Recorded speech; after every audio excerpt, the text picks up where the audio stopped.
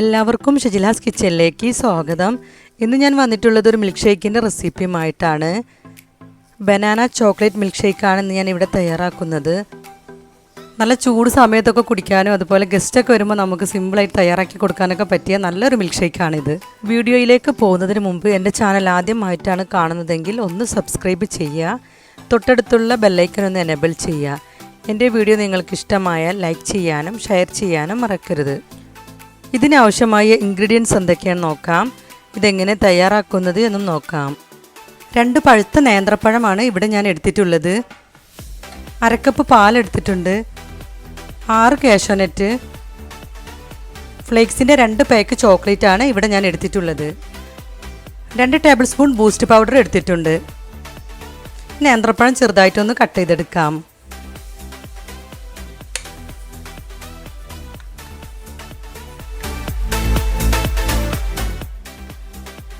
ഇപ്പോൾ നേന്ത്രപ്പഴം ഞാൻ ചെറുതായി കട്ട് ചെയ്തെടുത്തിട്ടുണ്ട്. ഇനി മിൽക്ക് ഷേക്ക് തയ്യാറാക്കിയെടുക്കാം. മിൽക്ക് ഷേക്ക് തയ്യാറാക്കിയെടുക്കാൻ ഒരു മിക്സിയുടെ ജാർ എടുത്തിട്ടുണ്ട്. ഇതിലേക്ക് ചെറുതായി കട്ട് ചെയ്ത നേന്ത്രപ്പഴം ഇട്ട് കൊടുക്കാം.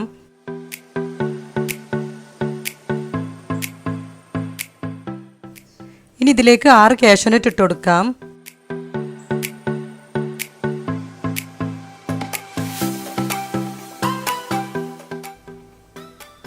2 ടേബിൾ സ്പൂൺ ബൂസ്റ്റ് പൗഡർ ഇട്ട് കൊടുക്കാം.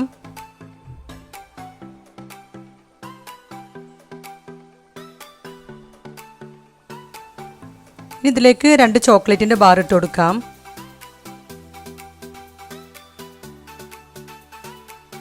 പഞ്ചസാര തീരെ ചേർത്ത് കൊടുക്കുന്നില്ല. നേന്ത്രപ്പഴത്തിലും ബൂസ്റ്റിലും ചോക്ലേറ്റിലൊക്കെ മധുരമുള്ളത് കൊണ്ട് ഞാൻ ഇതിൽ പഞ്ചസാര ചേർത്ത് കൊടുക്കുന്നില്ല. ആവശ്യമുള്ളവർക്ക് ചേർത്ത് കൊടുക്കാം. ഇനി ഇതിലേക്ക് പാൽ ഒഴിച്ചു കൊടുക്കാം.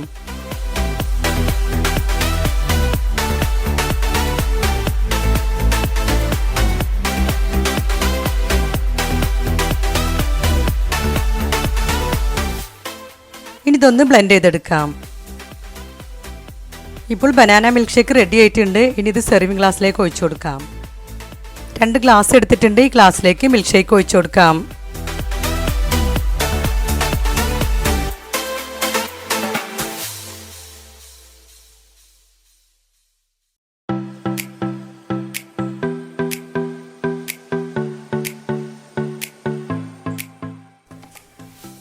ജ്യൂസിൻ്റെ മുകളിൽ ഞാൻ പിസ്ത പൊടിച്ച് ഇട്ട് കൊടുക്കുന്നുണ്ട്. ഇതൊക്കെ ഓരോരുത്തരുടെ ഇഷ്ടത്തിനാണ് ചേർത്ത് കൊടുക്കേണ്ടത്. ഇപ്പോൾ ബനാന മിൽക്ക് ഷേക്ക് റെഡി ആയിട്ടുണ്ട്. സിമ്പിളായിട്ട് തന്നെ തയ്യാറാക്കിയെടുക്കാം. നല്ല ടേസ്റ്റാണ് ഇത് കുടിക്കാൻ.